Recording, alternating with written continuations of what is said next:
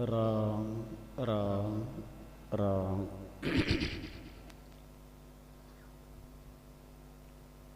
महापुरुषों ने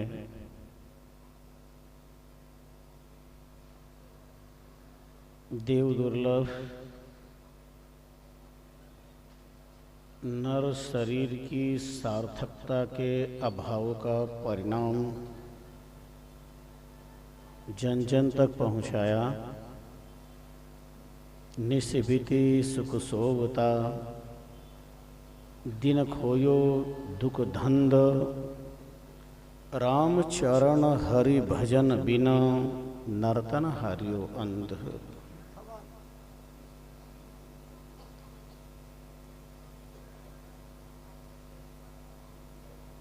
सर्वांतर्यामी सर्वेश्वर परम प्रेमास्पद परमानंद कंद घट घट वासी अविनाशी सृजनहार करतार मनवानी पार नित्य निरंजन निराकार ज्योति स्वरूप विश्वात्मा के पावन पाद पद्मों में प्रणाम।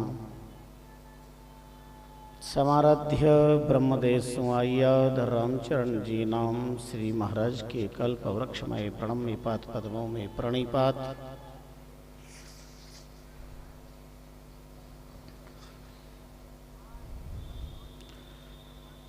गुप्त प्रगट आराधक साधक यतीन्द्र योगींद्र मुनीन्द्र नामानुरागी मुनि चतुष्टय विभूतियों का पावन स्मरण। धर्मधरा अध्यात्म आत्मरोध यहाँ की रजकण को भी वंदन करते हैं। राम रस रसिक पावन संत जन, सम्मान्य भूदेव वृंद, मानस प्रेमियों, सत्संग स्नेही जनों, ममता वत्सलमयी मातृशक्तियों, उज्ज्वल वही से संपन्न बालक बालिकाओं,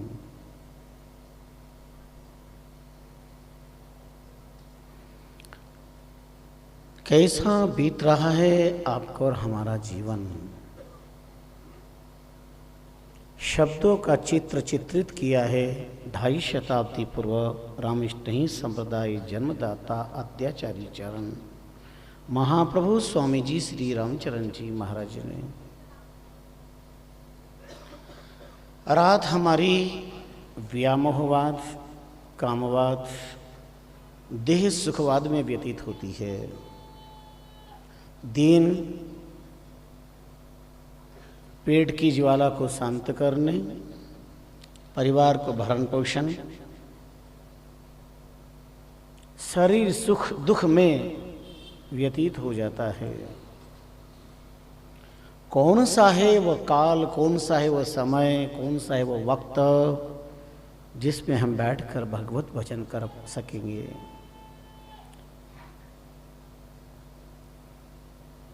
महाप्रभु की दृष्टि में उसी आंख वाला नहीं कहा है। राम चरण हरि भजन बिना नर्तन हारियो अंध। संसार को जो देख रहा है वह आंख वाला नहीं।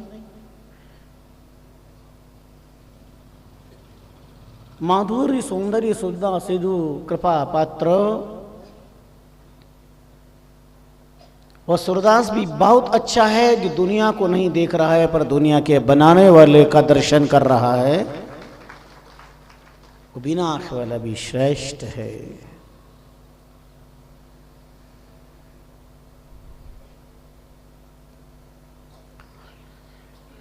आंखों की सार्थकता ईश्वर दर्शन, संत दर्शन, धर्म दर्शन, रामायण दर्शन, तो मानो न मानो सचमुच जितने मानस प्रेमी अंतकरण से बैठ करके पाठ कर रहे हैं उनकी आंखें धन्य हुई है, क्योंकि शब्द ब्रह्म का दर्शन निरंतर सतत कर रहे हैं। ना चले साथ में कोई परवाह नहीं।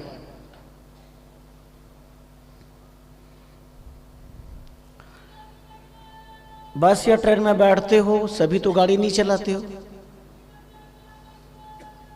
बस में बैठते हैं, कौन गाड़ी चलाता है? बस चालक, पायलट।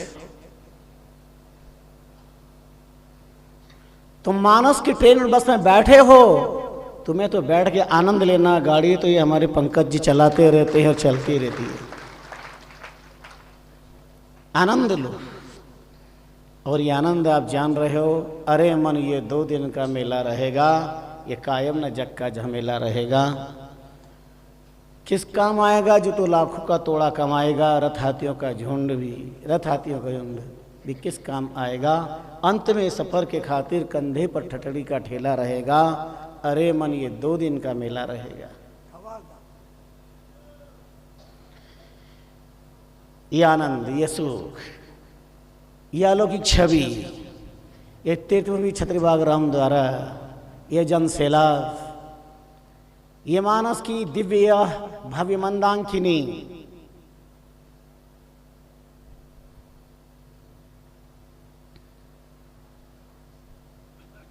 कतई ये कहने में संकोच नहीं कि वैकुंठ अपने भाग्य को कोस रहा है। मैं नाम का वैकुंठ हूँ, असली वैकुंठ छत्री बाग राम द्वारा, जहाँ मानस की गंगा में लोग गोते लगा रहे हैं, आत्मानंद लाभ ले रहे हैं।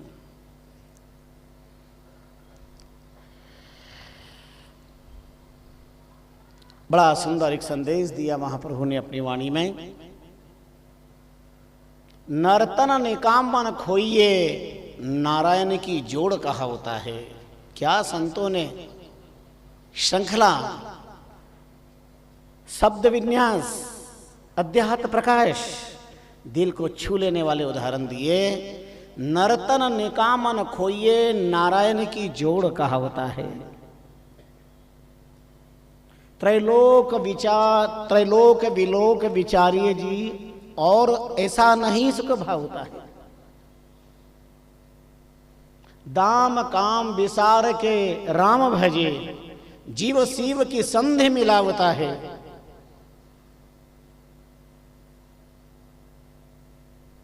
क्या सुंदर वर्णन किया है महापुरुषों ने। मानव जीवन की सार्थकता और सफलता किसमें है? राम चरण विवेक बिना, पशु कीट प्रजंत में जाता है। मनुष्य का शरीर पाकर के विवेक रहित जीवन जो जी रहे हैं, विवेक रहित वो नहीं है कि जो अपना ठीक से पेट नहीं भर पा रहे हैं। विवेक रहित वो भी नहीं है जो अपना परिवार नहीं चला पा रहे हैं। विवेक रहित वो भी नहीं है जिनके पास सुंदरता नहीं है। विवेक रहित वो भी नहीं है जिनके पास में बाह्य आकृष्ट करने वाला गुण नहीं है। विवेक रहित तो वह है कि सत्ता, शक्ति, संपत्ति, सौंदर्य, समृद्धि सब कुछ है, पर परमात्मा के नाम का भजन नहीं है। वह विवेक रहित है। किसी ने कहा कि जिसके पास धन नहीं है वो त्याज्य, निंदनीय, घृणास्पद। किसी ने कहा नहीं, जिसके पास गुण नहीं है वह समाज से बहिष्कृत। जिसके पास गुण नहीं है, योग्यता नहीं है, वह त्याज्य, नफरत करने योग्य।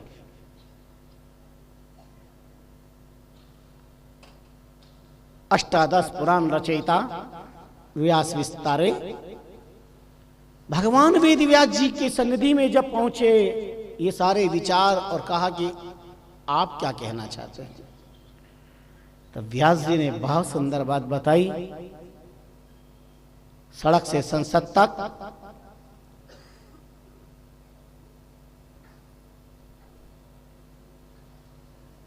जीवन को सत्यम शिवम सुंदरम बनाने वाला संकेत किया। केचित् वदन्ति धनहीनजनौ जगन्यौ, केचित् वदन्ति गुणहीनजनौ जगन्यौ, व्यासो वदत्यखिल वेद पुराण विज्ञो, नारायण ईश्वरहीनजनौ जगन्यौ। व्यास जी कहते हैं जिसके पास धन नहीं वह नफरत का पात्र नहीं, जिसके पास गुण नहीं वह भी त्याज्य नहीं। अष्टादश पुराण रचयिता व्यास जी कहते हैं नारायण ईश्वरहीनजनौ जगन्यौ। नर शरीर प्राप्त करके नारायण के प्रति अनुराग नहीं है, भगवान के नाम के प्रति स्नेह नहीं है, संसार में वो त्याज्य है, नफरत का पात्र है, ग्लानि युक्त है। नरतन्य काम न खोइए, नारायण की जोड़ कहा होता है। नर नारायण देह पदार्थ समझ चेतिया बारी, इनमें भवसागर नहीं तिरियो बालू अकल तुम्हारी। उस अकल पर पत्थर पड़ो, उस विवेक में आग लगो जिसके अंदर परमात्मा का सुंदर नाम न हो, भगवत भक्ति न हो, चरित्र संरक्षण न हो, संयम न हो, शीलत्व न हो, आत्म सौख्य पथ न हो, आग लगे उसमें। अच्छा है वो दुख। महाप्रभु कहते हैं नाम सहित कोड़ी गलत मुझे प्यारी ये, नाम बिना किस काम की कंचन दे। सुंदर चमकता हुआ शरीर है और चमकती भक्ति नहीं है तो मुझे उस सुंदर कंचन काया भी स्वीकार नहीं। और मेरे शरीर में कौड़ गल रहा हो, अनंत दुख हो, लेकिन मुझसे अगर भगवान का भजन हो रहा हो तो मुझे वो भी बहुत श्रेष्ठ।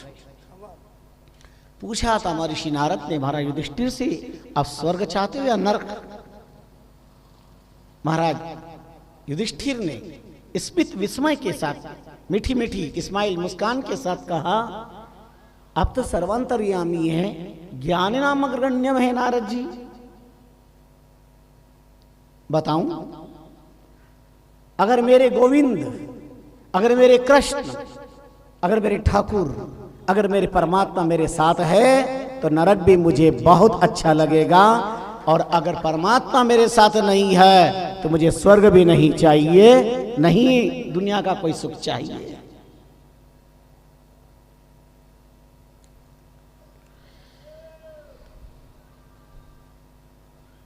ठीक कहा है अनुभवियों ने, धरा पर आए हो,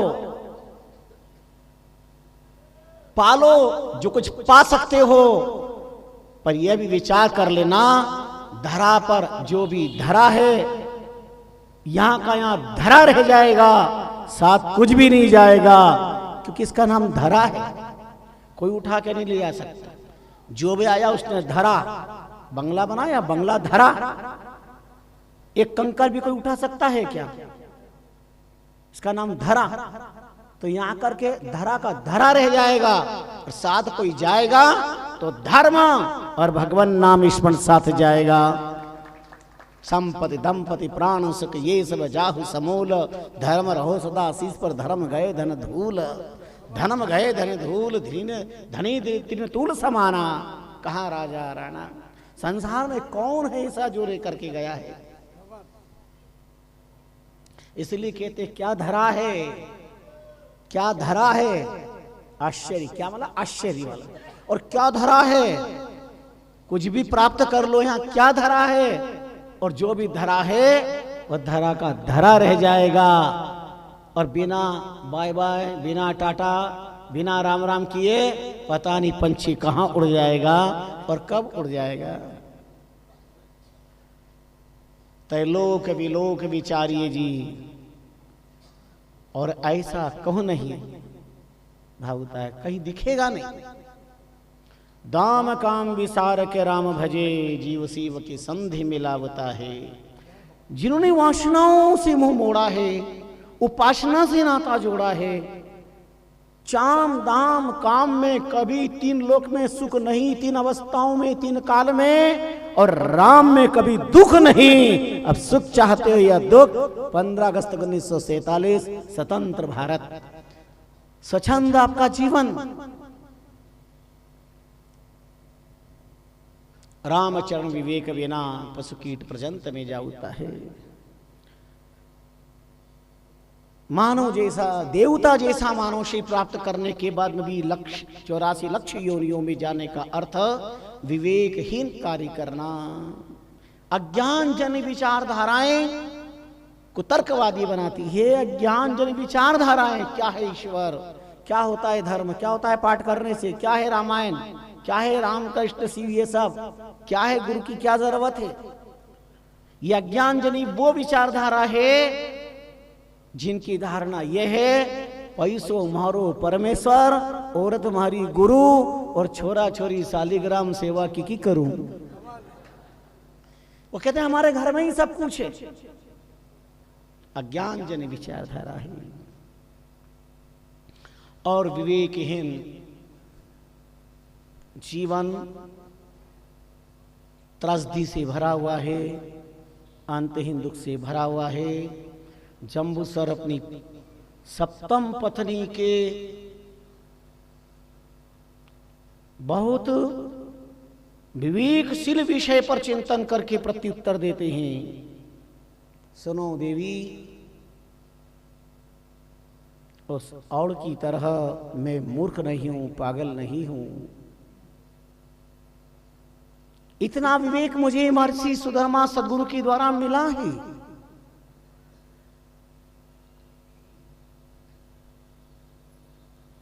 किस ओर की बात कर रहे हैं प्रीतम आप? और जंबूसर जी ने कहा एक गांव में तालाब खुद रहा था। ठेकेदार के नेतृत्व में कई मजदूर काम कर रहे थे। एक और वृद्ध शरीर, वह भी अपनी रोजी रोटी के लिए आया काम कर रहा था। गेती से तालाब खोता जा रहा है, कुदाली से। एक दिन हुआ, 2 दिन हुआ, तीसरे दिन हुआ। सुबह खोदना प्रारंभ करते हैं, शाम तक खोदते हैं। दिन अस्त, मजदूर मस्त, मेहनताना मिल जाता है। और ध्यान दीजिए, मिनख मजूरी देते तो क्यों रखेंगे राम। एक पुरुषार्थ परायण, श्रमशील, मेहनत करने वाला दिन भर मेहनत करता है, शाम को उसका मेहनताना, उसकी मजदूरी उसे प्राप्त हो जाती है। एक मरण धर्मा इंसान की मेहनत करने वाला व्यक्ति भी मेहनताना पा लेता है, तो अखंड अक्षय अविनाशी राम की साधना करने वाला क्यों नहीं प्राप्त करेगा राम कृपा का प्रसाद? कौन रोक पाएगा? एक दिन, एक चौथे दिन घटना घट गई। वृद्ध था, कुदाली चलाते चलाते इधर ध्यान दे रहा था, तो कुदाली लूल गई, रंग भी बदल गया। उसने ध्यान से देखा, ये क्या, ये कुदाली तो कलर की अलग थी, अभी तो पीले कलर की हो गई, तो लूल गई, अभी तो काम भी नहीं दे रही। रोने लगा, कैसे मेरा काम चलेगा, कुदाली की ये दशा हो गई है। इतने में ठेकेदार आ गया, पूछा क्यों रो रहे हो, क्या बात है? उन्होंने कहा मेरी रोजी रोटी है, ये कुदाली है, ये लूल गई, रंग बदल गया, मेरे जीवन का रंग बदल जाएगा, मैं क्या करूंगा, कैसे काम करूंगा? उन्होंने देखा, कोई बात नहीं, ले ली, दूसरी कुदाली दी। लेकिन फिर उस कुदाली को वहीं पर चलाता है, वो भी रंग बदला, लूल गई। फिर रोने लगा ठेकेदार, अब क्या हो गया? बोले इसकी भी वही दशा। तालाब खुदवाने वाले श्रीमान धनाढ्य शहंशाह आए, समय परिस्थिति को समझा। उनका ओ लोहे की कुदाली बार बार रंग बदल रही है, लूल रही है, इसका मतलब कोई राज है।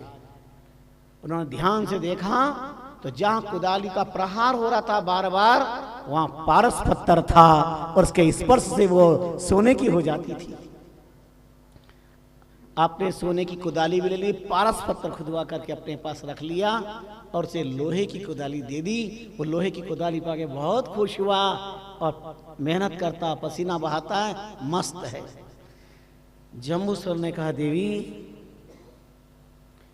काश उसके पास बुद्धि होती, विवेक होता, तो समझ जाता कि कुदाली लोहे की होकर के रंग बदला है, लूल रही है, अर्थात अब ये लोहे की नहीं और सोने की हो गई है। और सोने की हुई जो हुई, पर जिससे सोने की हुई है वो पारस पत्थर यहाँ है। अगर वो पारस पत्थर को प्राप्त कर लेता, सोने की कुदाली को खुद प्राप्त कर लेता, तो कई जन्मों की दरिद्रता नष्ट हो जाती और वो जीवन को धन्य, पसीना नहीं बहाना पड़ता, मेहनत नहीं करनी पड़ती,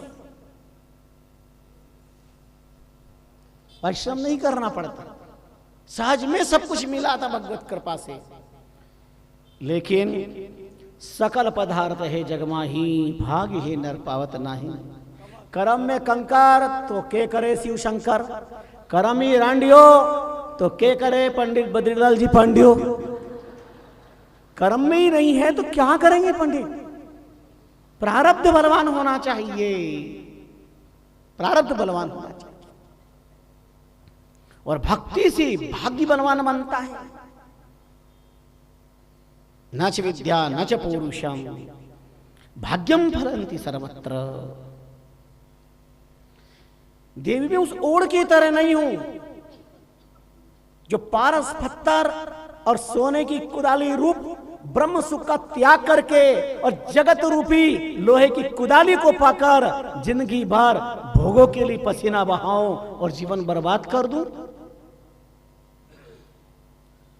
निस बीती सुख सोवता दिन खोयो दुख धंध, राम चरण हरि भजन बिना नर्तन हरियो अंत।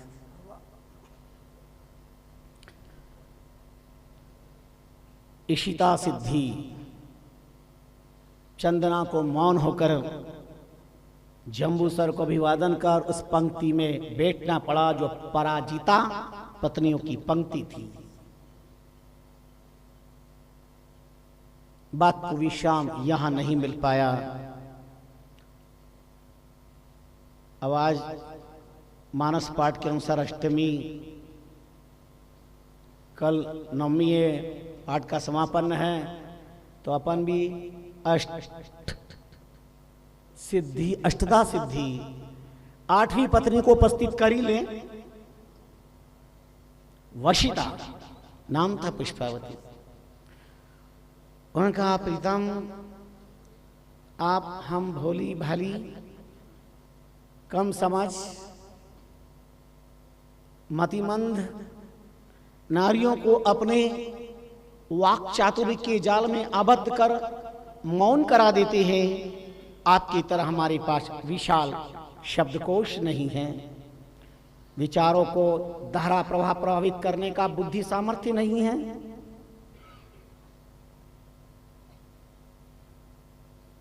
लेकिन एक निवेदन करना चाहती हूं। आपके सारे उदाहरण प्रमाण दिल को छूते हैं, लेकिन हम जैसी साधारण नारियों अपनी यथामति जो निवेदन कर रही उस पर भी आपको विचार करना चाहिए। बहुत अच्छा है ब्रह्म सुख, लेकिन अगर आप कुछ अनुभव कर लेते हैं तो कोई आपका मोक्ष सुख ब्रह्म सुख भाग नहीं जाएगा। वो तो साधना के फल में मिलेगा ही मिलेगा। पर हम अबलाओं के अनुरोध पर अगर आप कुछ अनुभव प्राप्त कर लेते हैं तो हम भी वादा करती हैं हम पति पदानुगमन कर लेंगी।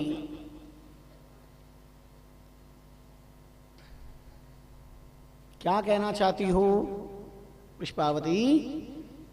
अष्टम पत्नी से कहते हैं। आंखें छलक पड़ी, कहने लगी उस सिंचानक पक्षी की तरह आपको ब्रह्म सुख के हट में प्राप्त जीवन से भी हाथ न धोना पड़े। ध्यानाकर्षण करना चाहती हूं। कौन सा सिंचानक पक्षी है, लाओ। उन्होंने कहा एक भयावह वन में, घोर जंगल में वन राजीव, वन सम्राट सिंह निवास करता था।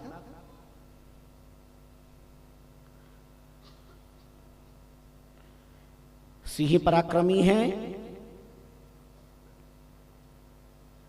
स्वयं पुरुषार्थी है, किसी के शिकार किए गए को स्वीकार नहीं करता, खुद शिकार करता है।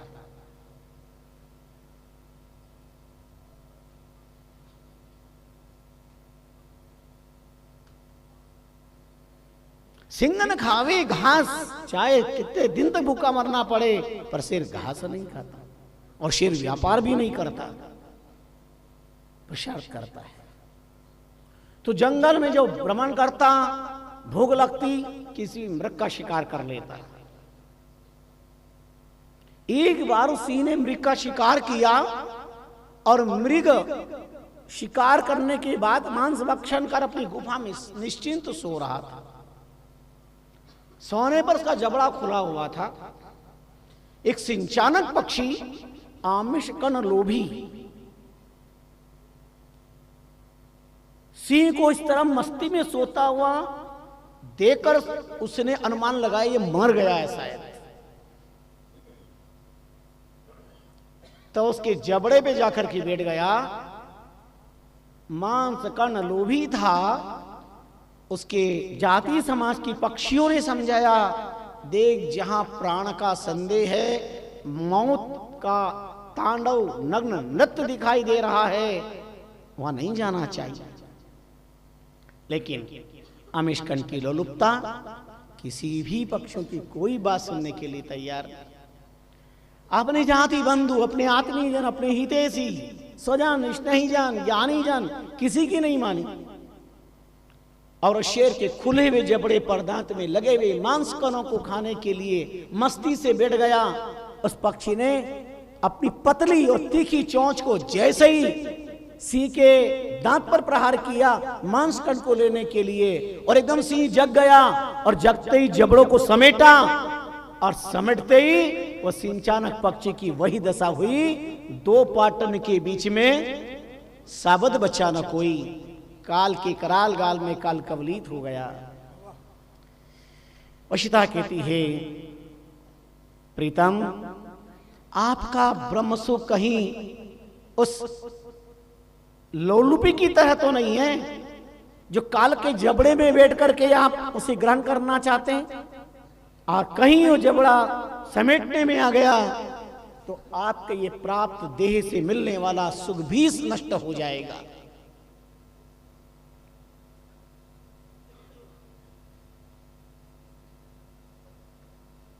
ये जगत एक भयावह वन है। काल सिंह की तरह मुंह फैलाए हुए गतिशील है।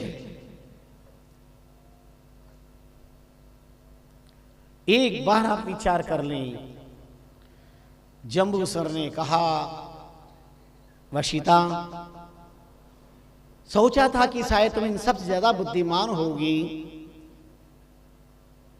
और शायद कोई तुम अच्छा विचार करके आई होगी, पर जो कुछ तुमने कहा इस पर तो तुम्हें ही विचार करना है। तुम ही भोग रूपी, विषय वासना रूपी,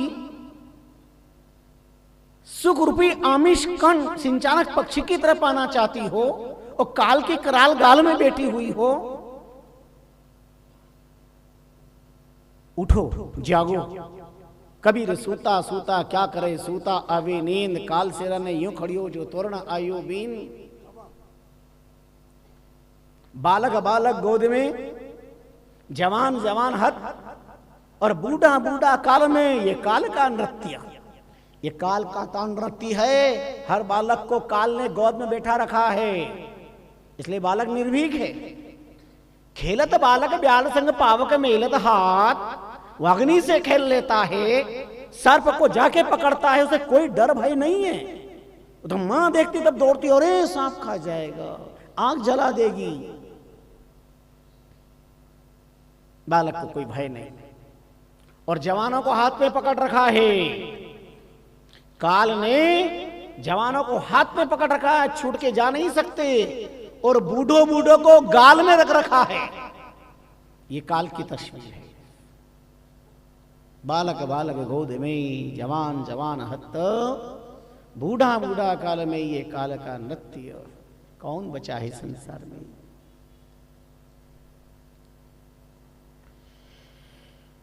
इसलिए देवियों, तुम सबकी बात को मैंने सुना, तुमने मेरी बात को सुना।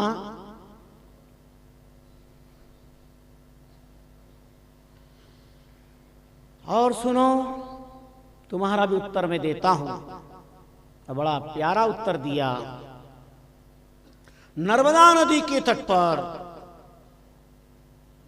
एक हाथी मर गया। उसका विराट कलेवर, कई गेंद, चील, कांवले दिन में आते और दिन भर मांस भक्षण करके चले जाते। शाम को एक कौवा 2-4 दिनों की बाद शरीर कलेवर सूख गया तो मलद्वार से पेट में प्रवेश कर गया। वहां मुलायम मुलायम मांस को ग्रहण करके बड़ा खुश हुआ। अब शाम होती तो कौवा ने काऊ काऊ किया, ने संकेत किया, चलो टाइम हो गया, टाइम हो गया, चलो टाइम हो गया। इस संकेत को उनकी भाषा थी, पर उसने नहीं सुना। पक्षी चले। उनका देखो, तुम यहां रह करके आपत्ति को मोल मत लो, मृत्यु को टेलीफोन मत करो, काल का द्वार मत खटखटाओ। पर कागराज ने एक बात नहीं मानी। विनाश काले विपरीत बुद्धि। संत, शास्त्र, सदगुरु, माता पिता, अनुभवी, ज्ञानी, गुणी, विद्वान, भूदेववृंद, ये जब जब हमें संस्कारों की बात कहे, संस्कृति की बात कहे, धर्म मर्यादा की बात कहे, तो सावधान होना जाना चाहिए। और जो इनको स्वीकार नहीं करता, मौत सामने है, अंतहीन दुख सामने है, वक्त पर उसे टाला नहीं जा सकता। इसलिए समय समय पर शास्त्रों ने सावधान किया है, महापुरुषों के माध्यम से। अनुभवियों ने अपने अनुभव के आधार पर जगत को सावधान किया। राम कहो रे बावरे, जन्म अमूलक जाए, मत भूलो धन धाम में, जास्यो सब छिटका है। मिला है मानव का शरीर, सर्वाधिक भजन की प्रधानता हमारे जीवन में होनी चाहिए। भोजन जैसे जरूरी है शरीर के लिए, उससे ज्यादा आत्मा के लिए भजन जरूरी है।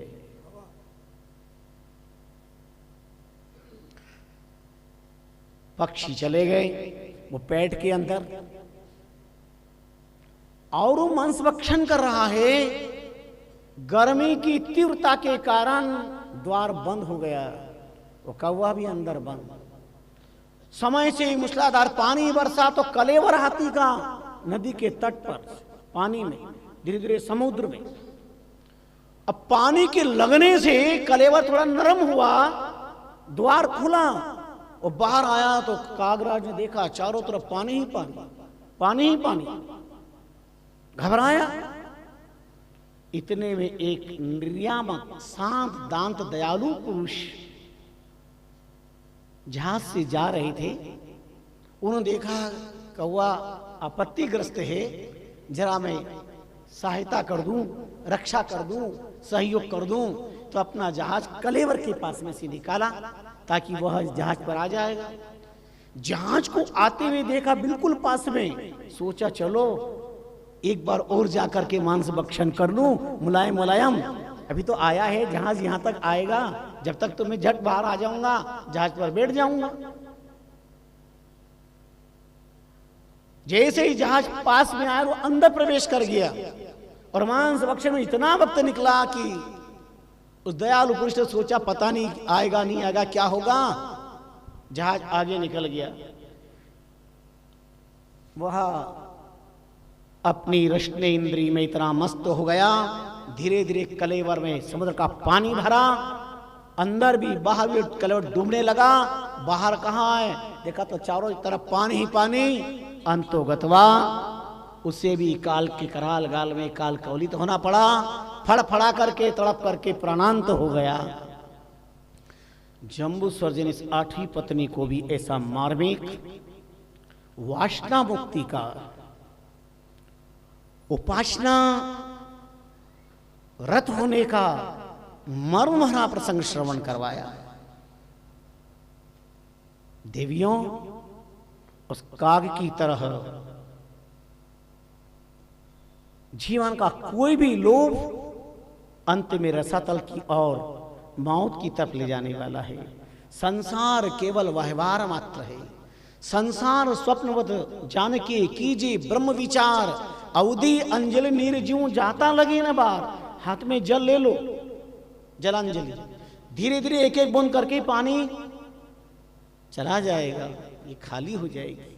ऐसे ही शरीर में जीवन में श्वासों का जल है और एक एक बूंद करके रोज कम हो रहा है।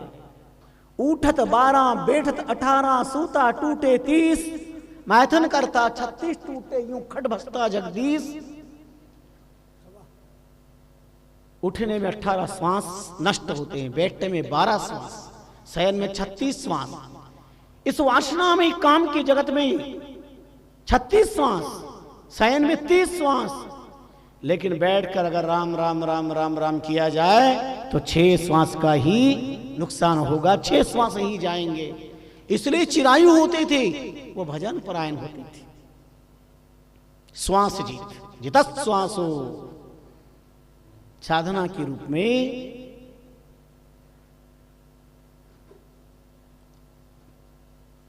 आसन को जितना, श्वास को जितना, भजन के बल पर, नाम के बल पर। तो जंबूस्वर जी ने ऐसे अद्भुत चरित्र अष्टपत्रियों को श्रवण करवाए, लेकिन क्या हम जंबूजर जैसे विरक्त, वैराग्य प्रदायक, शाश्वत सत्य का बोध कराने वाले, वासना से मुक्त होने के लिए संदेश देने वाले प्रसंग को यहां विश्राम दे पाएंगे? नहीं। अभी तो ये 8 पत्नियां एक एक करके अष्टकथा सुनाती है और इन 8 को उत्तर देकर के अष्टकथाओं में जंबूसर ने सबको चकित कर दिया, उदास निराश। 8 ने हाथ जोड़ करके प्रार्थना की, सचमुच हमने अपने नादानी से, अपने प्राप्त विवेक से, अज्ञता के कारण, देहाशक्ति के भाव में बहते हुए, मोहाशक्ति के प्रभाव से, काया सुख की आकांक्षा से आपको बहुत कुछ कहने में आया जो न कहना होगा वह भी क्षमा करिए, क्षमा करिए। हम आपके चरणों में बार बार निवेदन करती हैं, प्रार्थना करती हैं। हमारा अलग अलग निवेदन था, पर अब हम 8 का एक निवेदन है, एक प्रार्थना है। आप जो कहेंगे उस आज्ञा का पालन हम करेंगे। हम आपके पथ पर चलेंगे। आपका रास्ता बड़ा ब्रह्म शोक की पथ है, आत्मानंद देने वाला है, जीवन को सुख प्रदान करने वाला है। पर एक निवेदन है, माता पिता ने सूर्य की साक्षी में पानी ग्रहण किया है, हम पानी ग्रहीता हैं, हम कहां जाएंगे? क्या हमारा आधार रहेगा? इसलिए एक प्रार्थना है कि एक संतान की प्राप्ति हो जाए, उसके बाद आप ब्रह्म सुख के लिए मोक्ष के रास्ते पर आनंद से चलिए और हम भी आपके साथ चलेंगे। इतना सा हमारा अनुरोध है। पुत्र भय सब त्यागिए, इतना सा अनुरोध है। 8 ने एक साथ पुत्र कामना की बात करी। जंबूसर कहते हैं, देवियों बहुत अच्छी तुम्हारी प्रार्थना है, और सुनो, नाम रहे निज नाम से, नाम नाम से जाए, नाम सप्तकुल तारना, नाम सप्तकुल खाए। आज दिन तक संतान से किसी वंश का, किसी का नाम रहा है क्या? अगर संतान से नाम रहा होता तो बताओ, मीरा के कौन से खो खो की या कबड्डी की टीम तैयार थी, क्रिकेट की टीम तैयार थी जिसने नाम किया हो? आज गुरु शंकराचार्य जी, रामानंदाचार्य जी, महाप्रभु वल्लभाचार्य जी, कबीर, दादू, पन्ना, रैदास, महाप्रभु रामचंद्र जी महाराज, इनका नाम संतान के कारण है। महाराज चित्रकेतु के 1 करोड़ रानियां थी, संतान सुख नहीं, पर ये केन प्रकार प्राप्त कर भी लिया। ध्यान दीजिए, बलेन एवं भाग्यन प्राप्त करो। सत्ता, शक्ति, संपत्ति, सौंदर्य, ये बल से कोई प्राप्त करेगा